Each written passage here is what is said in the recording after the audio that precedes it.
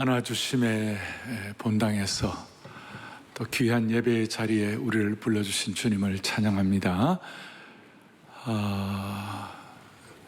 참 우리가 전대미문의 코로나 사태 가운데서 오늘 사랑의 교회는 311분의 형제자매들에게 학습과 세례를 거행하게 되었습니다. 암예배 때도 우리 방역 지침을 지키고 마스크를 끼고 학습 세례를 거행하는 것이 참 특별했지만 한국교회에 지난 6개월 동안 이렇게 학습 세례를 할 수 있는 환경이 잘 안 되었는데 오늘 저희 교회가 마음과 뜻과 정성을 다하여 이와 같이 학습 세례식을 거행하게 된 것은 하나님의 큰 은혜이고 기적입니다. 하나님의 크신 은혜입니다. 제가 예배 시간은 잘 안 그러지만 오늘은 너무 특별한 날이니까 우리 주님 앞에 감사와 영광의 박수를 올려드리겠습니다. 고맙습니다.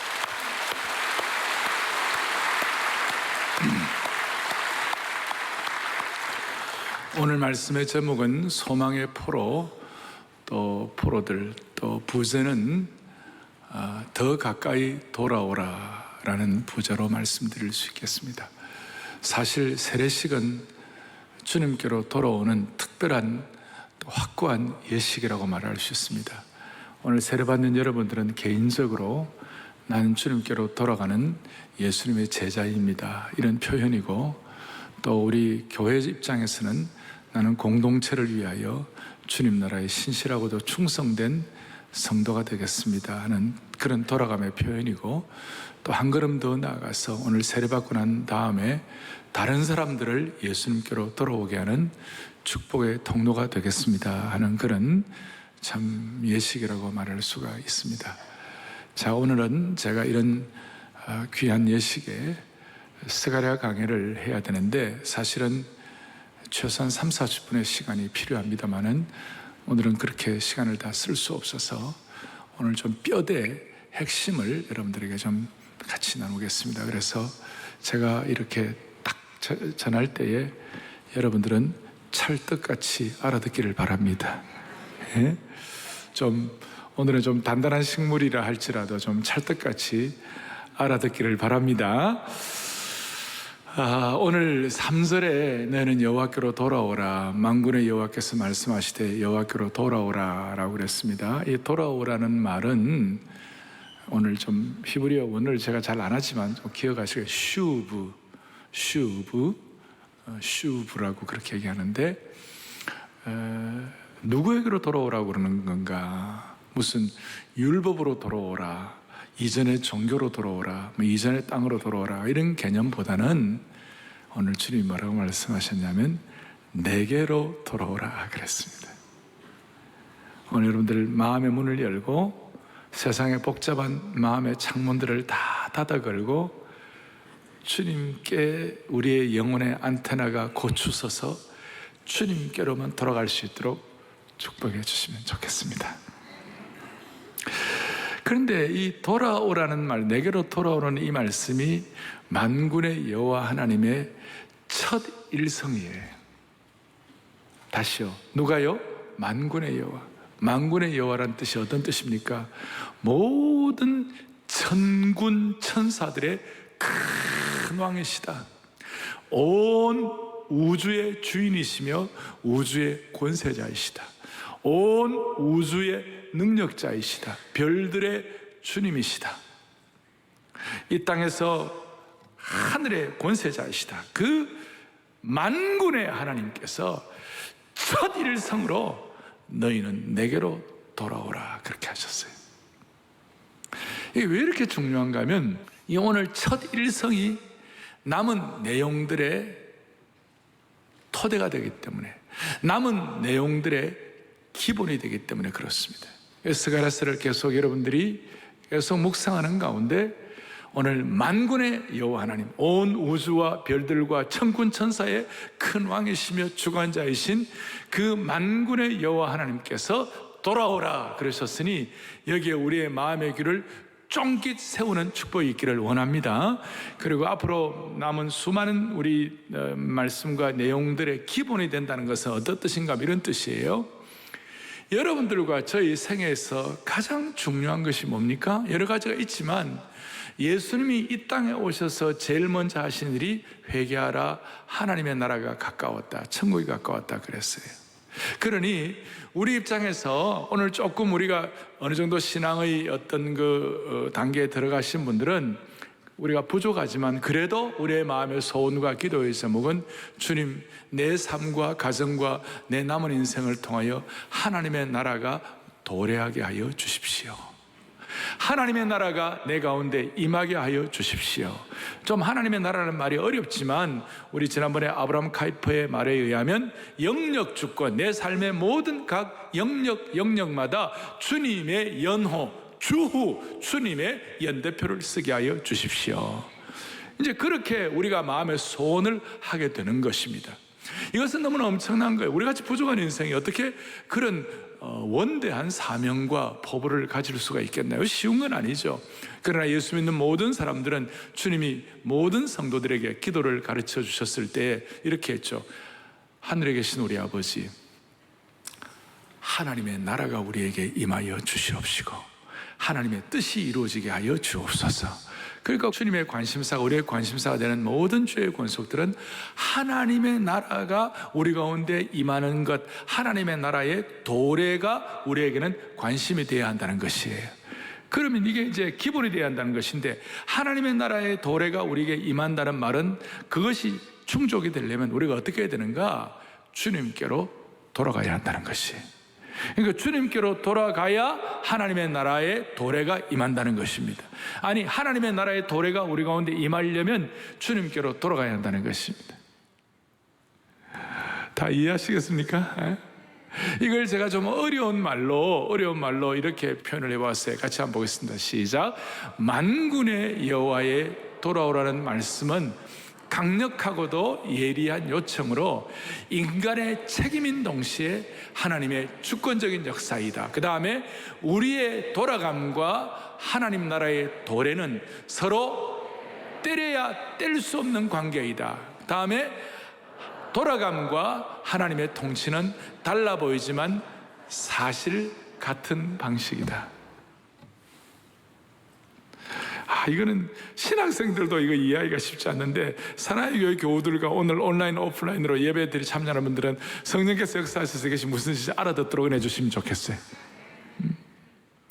그러니까 하나님 나라가 내게 도래한다는 것과 내가 주님께로 돌아간다는 것은 말은 다르지만 사실은 같은 방식이다, 같은 내용이다, 이렇게 말할 수 있는 것이에요. 그리고 이것이 여러분들의 것으로 확인되고, 오늘 세례받는 여러분들의 것으로 확인되고, 이것이 기도의 제목이 되고, 여기에 집중하다 보면요, 여러분들의 삶에 대반전이 일어나는 거예요. 여러분들의 삶에 인생이 뒤집어지는 역사가 일어나는 것이. 목사님 저거 뭐 한다고 무슨 뒤집어집니까? No. 이걸 제대로 깨닫고 성령의 영감과 조명과 계시에 의하여 이 말씀이 내게 확보되는 그 순간, 여기에 내 기도의 제목이 되고 이것이 내 사명이 되는 그 순간 내 인생이 뒤집어지는 거예요. 에이 목사님, 그게 아니에요. 오늘 이 사건은 아람어로 그 유대라는 말을, 유다나라라는 말을 아람어로는 예후드라고 그래요. 예후드라고 그러는데, 예후드라는 그것은 조그마한 부분이었어요. 세계적인 큰 제국으로 보면 그는 아무것도 아닌 조그마한 어떤 귀퉁이였어요. 오늘 여러분 이 말씀을 들으면서 성도들 가운데, 나는 지금 한쪽 구석에 온중 은혜 채플, 저쪽에 뭐 또 온라인 오픈할 때 다 구석에서 듣고 있는데 그게 나하고 무슨 상관이 있는데, 아니에요. 오늘 이 말씀이 여러분들의 성령님의 조명을 통하여 레마의 말씀으로 임하기만 하면 내 삶에 대반전이 일어나기 시작하는 것이에요. 그래서 오늘 4장 10절 앞부분에 뭐라고 얘기하고 있습니다. 이렇게 나오고 있죠. 작은 일의 날이라고 멸시하는 자가 누구냐? 그게 작은 일이 아니야. 하나님의 나라의 도래를 위하여 여호와께로 돌아간다는 이 엄청난 사건 앞에 이것이 내게, 이 말씀이 내게 확신이 되고 기도의 제목으로 되고 사명으로 확인되면 여기에 어떤 여러분들의 삶에 드라마틱한 대반전이 일어난다는 것이에요. 작은 일이 아니라는 거예요. 그래서 이 작은 일이 아닌 것을 어떻게 설명하고 있느냐? 학개서에는 이렇게 표현하고 있어요. 여러분, 학개서는 학개, 스가랴, 말라기는 소위 공시적인 예언서라고 그래요. 뭐라고 그런다고요? 공시, 같은 눈을 가지고 보는 것이라 그래요. 신약에도 여러분 공관복음이라고 들어보셨어요? 누가 사는 공관, 그런 거 말고 공관복음은 같은 공통적인 안목을 가지고 본다. 그래서 이걸 시놉틱 가스펠이라고 그래갖고 마태, 마가, 누가복음 세 복음을 공관복음이다 그래요.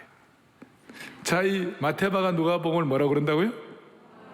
공관복음이라고 하는 것처럼 스가랴, 학개, 말라기를 공시 예언서다 그래요.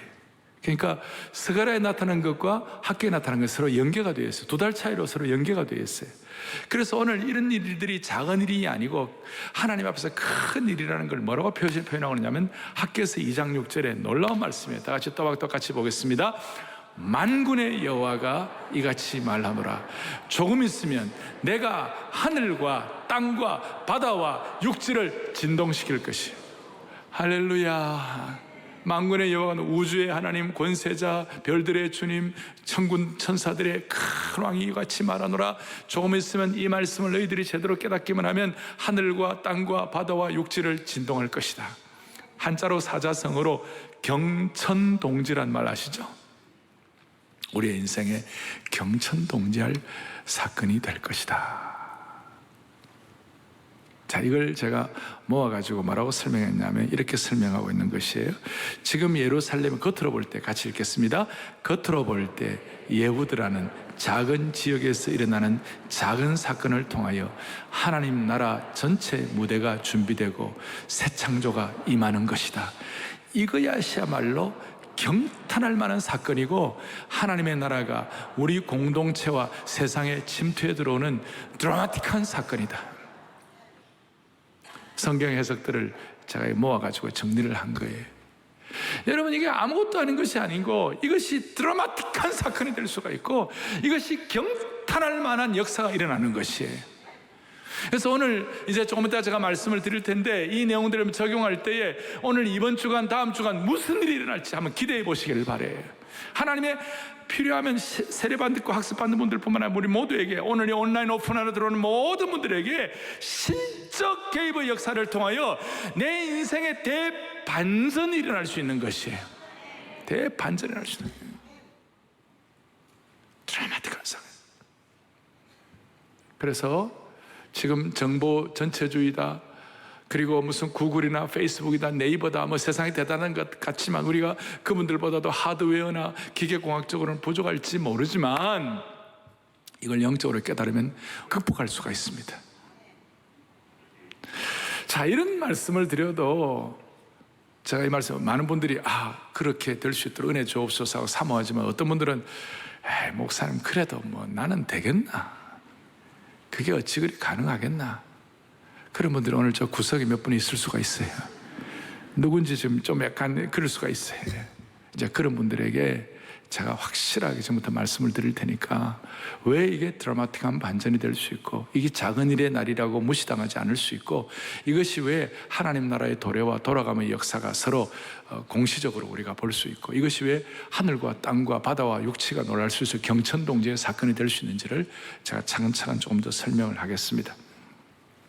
그 당시의 사람들도 주님이 이렇게 말씀하신 그대로 받아들이는 사람도 있고 어떤 사람들은 그냥 넘어가는 사람도 있었을 거예요.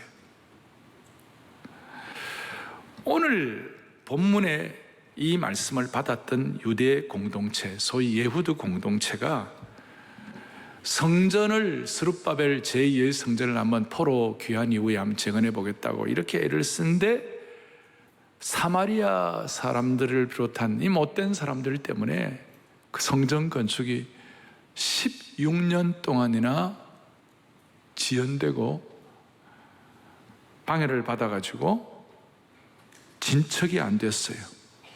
그러니까 많은 사람들이 좌절하고 절망하고 깊은 나락으로 떨어졌습니다. 그래서 이 좀 좌절하는 그 유대 백성들의 마음속에, 예후드는 유대라는 말에 아람어라고 그랬어요. 그 당시에 통용되던 말들이었어요. 아람어에 이 예후드, 이 유대 백성들의 사람들 가운데 내가 이렇게 주님 앞에 이 말씀을 받고 열심히 기도하는데도 불구하고 뭔가 왜 이렇게 결과가 없나? 주님은 하나님의 사람들을 반드시 원수 갚는 날도 주신다고 그랬고, 여러분 신원의 날을 주신다고 그래요. 신원의 날은 뭐냐면 애통하고 통절하고 슬픈 그 마음을 주님이 다 갚아주신다. 그게 신원을 해주신다, 그 뜻이. 하나님은 하나님의 백성들을 높이시고 백성들의 적들을 굴복케 하시고 신원의 날을 주시고 복수의 날을 주신다고 하시더니, 오늘 우리 주일을 보니까 그게 아니라는 거예요. 무슨 이게 신원의 날인가? 여러분 지금 여러분 개인적으로 볼 때 뭐 우리 정치적인 상황이나 또 우리 돌아가는 모든 사건들을 보면서 있잖아요. 이게 무슨 신혼의 날인가? 저는요 지난 주일날, 지난 주간에 남북 연락 사무소를 북한 쪽에서 완전히 파괴하는 걸 보면서 내가 진짜 열받았어요. 왜냐하면 저는 참 북한을 위해서 기도하고 있거든요. 저는 피 흘림 없는 복음적 평화통일을 위하여 마음을 쓰고 있거든요. 이거 하루 이틀도 안 하고 지난 몇십 년 동안 이렇게 기도하고 있는데, 우리 할아버지도 어릴 때 제 기억에 하나님 아버지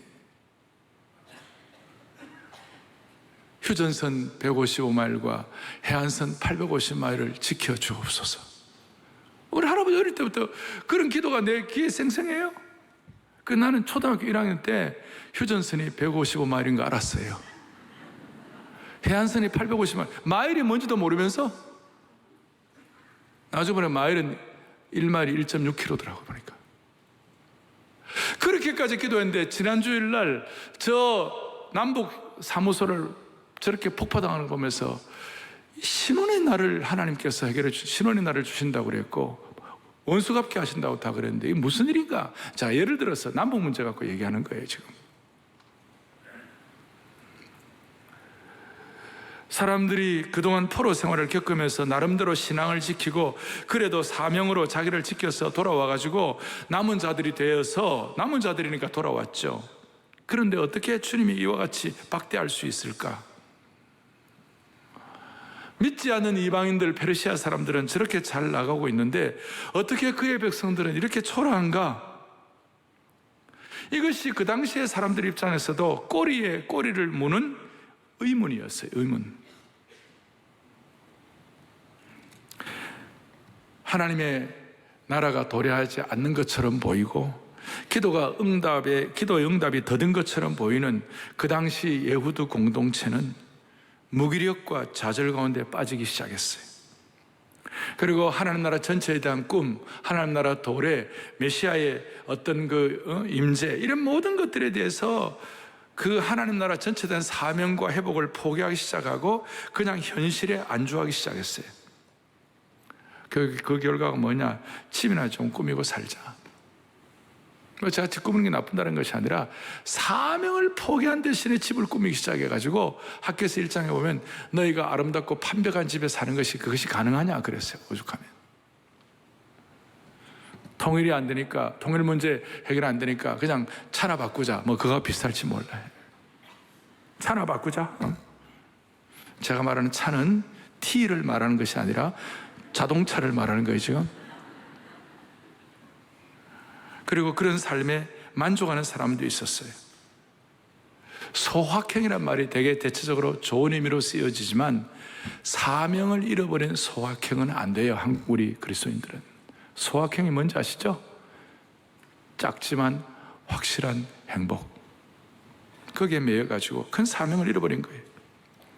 물론 그 사람들이 무신론자가 되었다거나 하나님을 반역했다거나 우상숭배자가 되었다는 것이 아니에요. 그냥 나름대로 신앙 지켜요. 그렇지만 하나님의 확실하고도 신속한 회복, 하나님 나라의 큰 비전, 이게 잘 되는 것 같지 않으니까 그냥 제풀을 지쳐가지고 현실에 안주한 거예요. 그럴 때 오늘 만군의 여호와 하나님께서, 하늘의 권세자 모든 천군 천사의 큰 왕께서 첫일성으로 너희는 돌아오라. 다시 사명을 회복하라. 하나님의 나라의 도래를 회복하라. 돌아오면 하나님의 나라의 도래가 될 것이다. 그걸 이제 말씀하면서 이름에도 불구하고 마음이 좀 그래도 따라오지 못하고 될까라고 의문을 제기하는 분들에게 확실하게 말씀하는 것이 오늘 여러분들이 읽었던 스가랴 9장 12절의 말씀이에요. 다시 스가랴 9장 12절을 보겠습니다. 같이 보겠습니다. 갇혀 있으나 소망을 품은 자들아, 너희는 요새로 돌아올지니라. 내가 오늘도 이르노라. 내가 너에게 갑절이나 갚을 것이라. 아멘. 스가랴 9장 12절에 갇혀 있으나 소망을 품은 자들아, 저 내용이 눈에 확 잡힌 거예요. 갇혀 있으나, 마치 지금 갇혀 있는 것 같은 상황이에요. 무슨 기도에도 이루어지지 않는가, 신혼의 날도 없고 하나님이 약속하신 어떤 것도 해결되지 않는 것처럼 보이는 그런 마음 자체가 갇혀 있는 거예요. 그런 어려운 상황 가운데서 소망을 품은 자들, 이렇게 말씀해요. 그래서 갇혀 있으나 소망을 품은 자들아 라는 저 말씀을 좀 더 잘 해석하기 위하여 세 번역에는 뭐라고 나와 있는가, 이렇게 나와 있어요. 사로잡혔어도 희망을 잃지 않는 사람들아. 조금 더 쉬운 현대 번역은 뭐라고 얘기하고 있냐면 희망을 가진 포로들아. 희망을 가진 포로들아. 그래서 이 갇혀 있으나 소망을 품은 자들을 한마디로 직역을 하면 무슨 말이냐면 소망의 포로들아, 이렇게 말할 수 있어요. 어떻게 보면 소망이라는 말과 포로라는 말은 서로 안 맞는 것 같아요. 그러나 지난주에 우리는 주후 하나님의 연표 아래 하나님의 영역 주권을 인정하는, 그러니까 하나님의 영역 주권의 거룩한 포로가 되면 우리가 하나님 앞에서 주신 사명과 소망을 일구어 나갈 수가 있다는 것이에요. 그러니까 서로 안 맞는 것 같지만 사실은 역설이 서로 만나가지고 더 강력한 진리를 선포하는 것이에요. 사랑하는 교우들이여, 우리 모두는 주님 안에서 환경을 불구하고 우리는 다 소망의 포로가 되었습니다. 우리는 주님의 사랑의 포로가 되었습니다. 여러분, 사랑의 포로가 된 거 여러분 싫어요? 좋아요? 과거에 우리 결혼하기 전에 사랑의 포로가 됐잖아요. 제가 한번 얘기했잖아요. 저는 사랑의 포로가 되니까 숨도 제대로 못 쉬겠더라고. 너무 사랑하니까 숨이 안 쉬어진다니까. 그걸 내가 기분 나쁘다 그렇게 생각해 본 적이 없어요. 이야, 그 수준이 있다, 내가 그렇게 생각했어요. 여러분, 이게 포로란 말과 소망이라는 말이 서로 맞는 것 같지가 않지만 사실은 서로 역설로 이 진리가 더 강화가 되는 것이에요. 그래서 우리 모두는 주님 안에서 소망의 포로들인 줄로 믿습니다.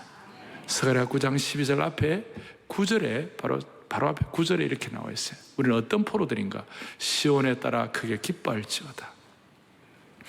예루살렘에 따라 즐거이 부를지어다.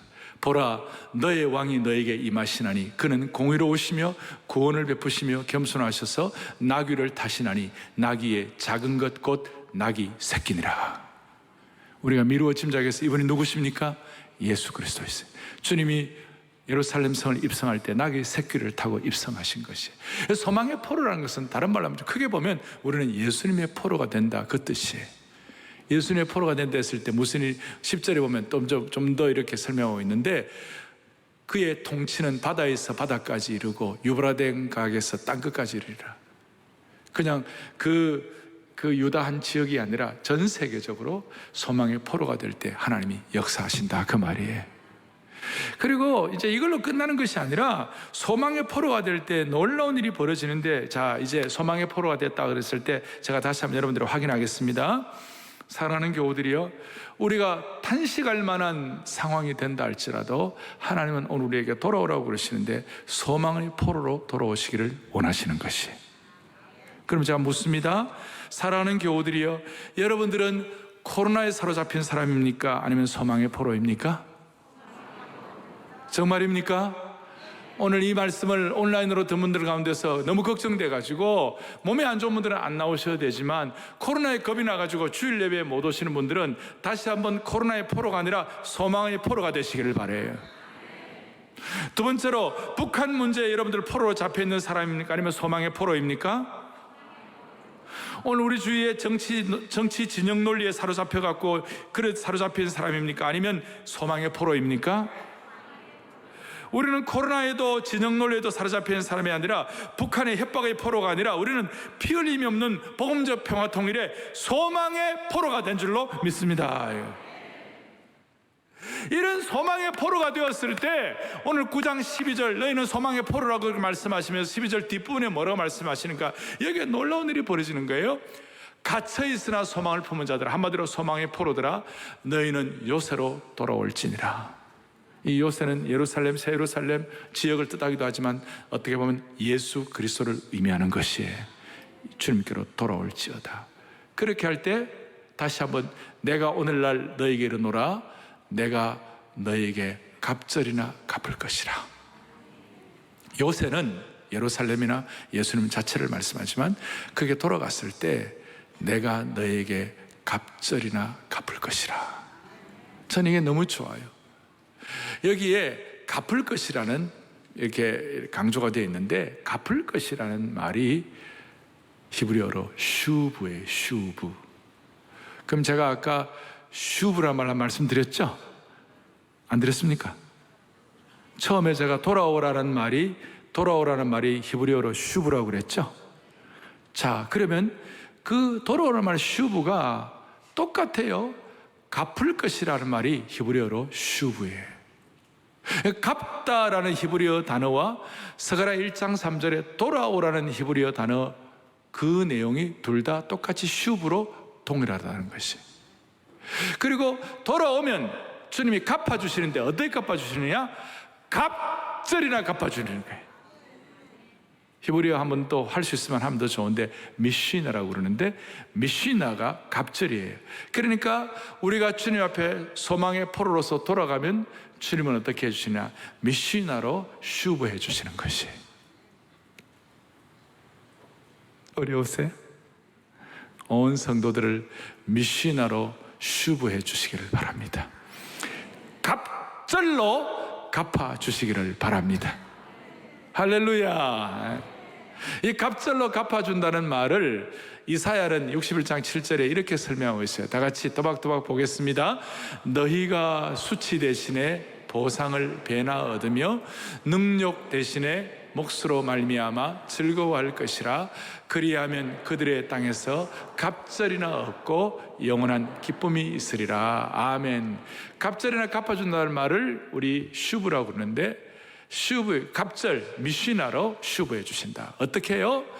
우리가 주님 앞에서 수치와 부끄러움을 당할 만한 상황에서 다시 한번 즐거움과 영광으로 바꿔주신다는 것이에요. 이런 말씀을 듣고 나는 소망의 포로야 라고 사명으로 알고 집중하는 그 순간 하나님이 은혜를 베풀어 주시는데, 제가 그토록 강조하던 하나님 나라의 사명자에게는 하나님은 결국 수치와 부끄러움을 당하지 않도록 만들어 주실 것이다. 수치와 부끄러움의 몫을 영광과 즐거움으로 대반전시켜 주실 것이다. 이것이 드라마틱한 사건이 되는 것이에요.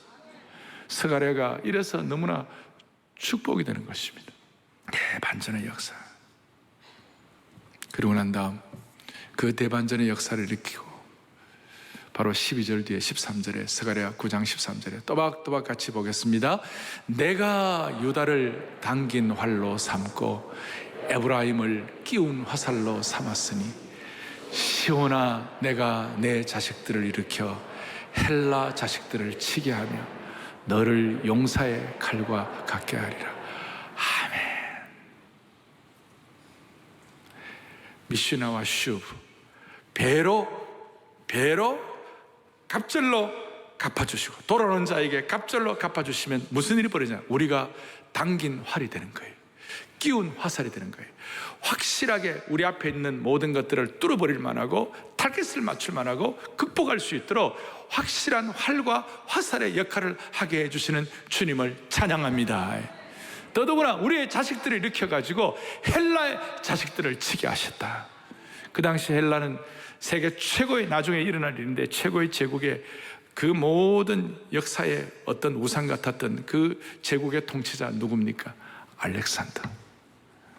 알렉산더의 제국을 유다같이 조그마한 나라가 승리하게 하리라. 우리는 하나님 나라 영적 이스라엘, 영적인 예후드, 영적인 유다 지파로서 하나님이 주시는 은혜를 가지고 이것이 우리의 것으로 사명이 될 때에 너희 자식들은 헬라 제국을 치게 하리라. 오늘 저 구글, 페이스북 다 제국들이에요. 이슬람 제국이에요. 중국과 뭐 이런 러시아 다 제국들이에요. 그 모든 제국을, 우리는 한 번도 제국을 경험해 본 적이 없지만 그 모든 제국들을 이길 수 있도록 이 슈브와 미시나의 축복을 주시는 주님을 찬양합니다. 그래서 우리 한 사람이 아니라 이걸 깨달을 때 대반전이 일어나고 하나님 나라의 영광스러운 무대에 드라마틱한 사건이 일어난다고 말씀을 드리고, 이것 때문에 우리에게는 거룩한 뭐라고 그럴까요? 경천농지의 사건이 일어난다고 할 수가 있는 것이에요. 오늘 이것이 여러분들이 어느 정도와 다가오는지는 모르지만 오늘 특별히 세례받는 모든 분들에게 이 내용이 여러분들의 것으로 체화되기를 원합니다. 영성신학자 유진 피터슨 같은 분은 오늘날 현대 크리스찬들의 제일 큰 문제 중에 하나가 상상력의 부족이라고 그랬어요.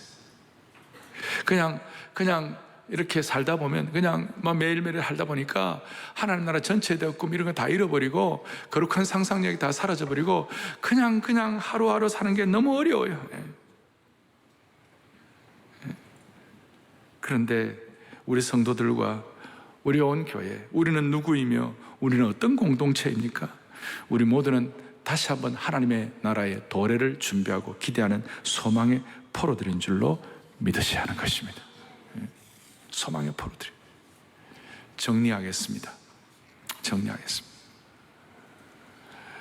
그 당시에 만군의 여호와 하나님이 소망의 포로들라고 할 정도로 그 대상이 되는 사람들은 이런 엄청나고도 영광스러운 말씀을 받을 정도의 형편이 아니었어요. 다시 잡힌 상황이에요. 정치적으로는 페르시아의 통치를 받는 불안한 상태에 있는 식민지 사람들이었어요. 또 잡힌 자들, 경제적으로는 궁핍한 이민자들이었어요. 잡힌 자들, 사회적으로는 포로로 끌려가지 않고 본토에 남아있던 사람들, 특별히 포로 후기에 온 사람들은 그 사마리아 사람들 때문에 내부적 핍박 가운데서 심신이 지친 사람들이었어요. 무엇보다 신앙적으로는 성전 건축 중단이 16년간 이어지면서 초심이 흔들리고 영적으로 메말라 있던 상황이었어요. 그 가운데 주님께서 소망의 포로들아, 초점장을 주시는 것이, 이게 내게 어떻게 되겠나, 내 주의 상황 가운데서는 신혼의 날도 회복이 안 됐는데 이렇게 하지 말고 이 말씀 그대로 소박하게 마음을 열고 그대로 다 받으십시오. 여러분의 자녀들이 헬라의 자식을, 헬라 제국과 알렉산더를 극복하도록 만들어 주실 것입니다. 그리고 배나 갚아 주실 것입니다.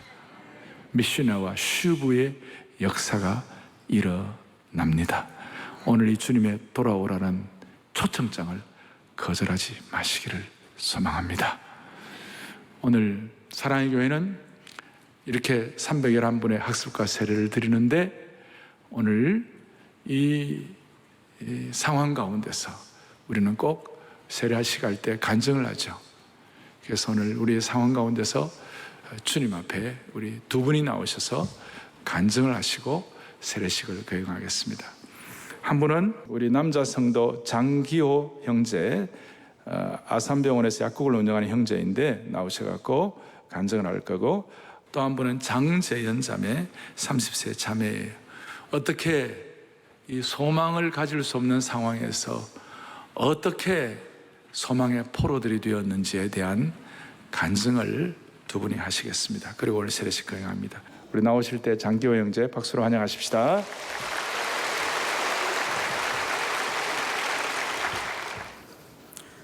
저는 30명의 직원들과 함께 매일 수백 명의 환자들이 다녀가는 대형 약국을 경영하는 약사입니다. 저의 삶을 돌이켜보면 무엇 하나 든든하게 의지할 것이 없는 막막한 불안감이 있었습니다. 심지어는 열심히 공부해서 약사가 되었지만 한 번뿐인 인생을 어떻게 살아야 하는지, 그냥 이대로 살다가 죽으면 되는 것인지, 이런 삶에 의미가 있는 것인지 항상 해결되지 않는 고민과 질문이 있었습니다. 이런 저의 삶은 아버지가 목회자이신 지금의 여자친구를 만나 교회에 나오면서 바뀌게 되었습니다. 처음부터 여자친구가 얼마나 좋았는지 교회 가자는 말에 무조건 따라 나섰고, 그 후로 약 4년 동안 예배 시간마다 담임 목사님 말씀을 통해 하나님이 나를 얼마나 사랑하시는지 깨닫게 되었습니다. 예수 그리스도를 믿는 믿음 주셔서 구원 얻게 하시고 하나님께서 여기까지 나를 부르시고 인도하셨다는 사실을 알게 되었습니다. 의지할 것이 없어 불안했던 삶에서 하나님을 신뢰하는 삶으로 새날이 열리는 능력의 삶이 된 것입니다. 은혜 받으며 신앙생활하던 중 지금의 약국을 운영하게 되었습니다. 그런데 그 규모가 너무 커서 아직 젊은 제가 감당하기에는 너무 벅차다고 생각했습니다. 실제로 금전적으로도 어렵고 많은 직원들이나 수백 명의 환자를 대하는 일이 결코 쉽지 않았습니다. 저는 다시 또 불안해지기 시작했습니다. 그러나 이미 저를 변화시킨 하나님께서는 다시 용기를 주셨고, 시작도 해보기 전에 포기하지 말고 이만한 규모의 약국을 주신 이유가 반드시 있을 테니 이 약국을 주님께 맡기고 전적으로 주님을 신뢰하며 의지하며 운영해보자 생각했습니다. 그런 저의 기대와는 달리 더 큰 문제들이 생겼습니다. 단순히 경영이 어려운 정도를 뛰어넘어 법적, 세무적, 노무적 문제들의 압박이 전방위적으로 저를 괴롭혀왔습니다. 이 모든 일이 너무나도 견디기 힘들어 포기하고 싶은 순간이 한두 번이 아니었습니다. 왜 하나님은 이런 가시를 나에게 주시는지 이해할 수 없었고, 기도하고 시작했는데 왜 이런 고난이 오는지 알 수 없었습니다. 그러나 나를 살려주실 분은 하나님밖에 없다고 생각했습니다. 주님, 저 정말 괜찮은 걸까요? 이 약국은 주님께서 세우신 약국이니 부디 지켜주시고 저 좀 제발 살려주세요. 저는 이렇게 간절함으로 기도하였습니다. 그리고 길게만 느껴졌던 2년의 시간이 흐른 지금, 하나님의 신적 개입의 놀라운 역사로 모든 과정을 순식간에 해결해 주셨음을 성도님들 앞에 간증하게 되었습니다. 저는 하나님이 하시는 일을 감히 짐작조차 할 수 없게 되었습니다. 그저 나를 인도하신 대로 맡기고 주님의 약국에서 이웃들에게 봉사하며 살아가는 것이 저의 유일한 삶의 목표가 되었습니다. 저는 근본적으로 불안했고 삶의 의미도 몰랐으며 이런 대형 약국을 경영할 능력도 없는 사람이었습니다. 또한 앞으로의 삶도 가시와 같은 고난이 많은 삶이 될지도 모릅니다.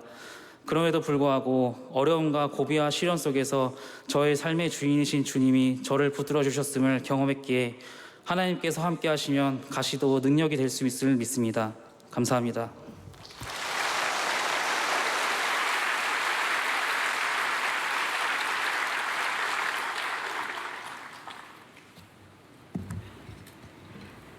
대학교 1학년 때 헌신적으로 지체들을 섬기는 리더를 보며 하나님의 살아계심을 느끼게 되었고, 저도 마음이 뜨거워져 찬양팀 활동을 하게 되었습니다.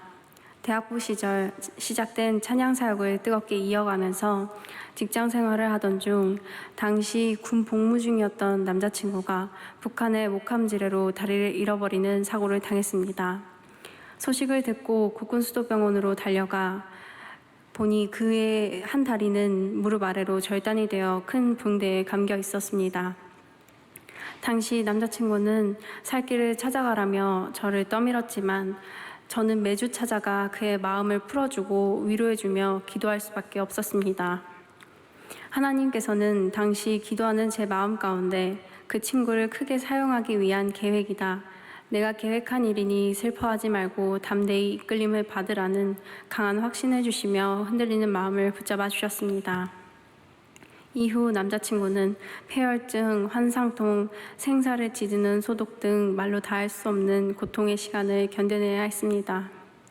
하나님 은혜가 아니었다면 견디기 힘든 시간 속에서 하나님은 남자친구의 손을 놓지 않으셨고 사고 이후 6개월이라는 짧은 시간에 재활까지 마칠 수 있는 기적을 베풀어 주셨습니다. 모진 시련 속에서도 사랑을 키워왔던 저희는 당연히 결혼을 반대할 수밖에 없는 부모님을 설득해 결혼하게 되었습니다. 하지만 시련은 이것으로 끝나지 않았습니다. 다니던 직장 상사의 폭언으로 저의 자존감이 크게 낮아졌고 스트레스를 받게 되면서 두피와 얼굴 전체가 껍질이 벗겨지듯이 각질이 쉴 새 없이 흘러내리는 성인 아토피에 시달렸습니다. 1년 동안 온갖 치료를 다했지만 낫지 않았고 고통으로 밤을 지새우기 일쑤였습니다. 오랜만에 만난 사람들은 저의 얼굴을 보고 놀라서 눈을 어디에 둬야 할지 몰라 했습니다. 남편 사건에 대한 충격과 저의 몸 상태 때문에 말까지 어눌해졌고 얼굴도 이 모양이었지만 하나님을 향한 마음에는 변함이 없었기에 다시 찬양 사역을 하던 중 2018년 가을 특세 기간에 하나님께서는 저희 부부에게 새 생명을 허락해 주셨습니다. 찬양 사역을 통해 마음은 회복되었지만 임신으로 인한 호르몬 변화로 증세가 더욱 악화되어 잠을 잘 수 없을 정도로 괴로웠습니다. 하나님께서 건강도 좋지 않던 때에 새 생명을 허락하신 이유가 무엇인지 이해할 수 없었습니다. 하지만 아이를 품에 안자마자 저를 향하신 하나님의 마음을 깨달았습니다. 저의 건강뿐 아니라 영혼 깊은 곳까지 온전히 치유하고 싶은 하나님의 큰 사랑이 생생히 느껴졌습니다. 제가 부모가 되어 자녀를 안고 보니 나의 아버지이신 하나님이 자녀인 나를 얼마나 귀하게 여기시는지, 독생자이신 예수님을 내어주실 정도로 나를 사랑하신다는 것과 내 몸과 마음을 얼마나 치유하기 원하시는지를 깨닫게 해주셨습니다. 하나님은 저희 가족에게 고난자분이 축복이라는 것을 알려주셨습니다. 의족을 사용해도 한 걸음 걷는 것이 고통스러운데 하루를 견디는 법을, 외모와 외부의 상황이 아닌 마음과 영혼을 섬기는 법을, 약한 자의 마음을 헤아리는 법을, 어두운 고통의 길을 묵묵히 걸어가는 법을 알려주셨고 지금도 저희를 인도해 가고 계십니다. 앞이 보이지 않던 절망적인 상황 속에서 회복길을 내셔서 저에게 가장 좋은 길을 만들어 주셨습니다. 우주의 주인이신 하나님이 먼지 같은 한 사람을 위해 광야에 길을 내시고 사막에 강을 만드셨으니 어떤 상황에서도 영원히 주님을 찬양하고 싶습니다. 감사합니다.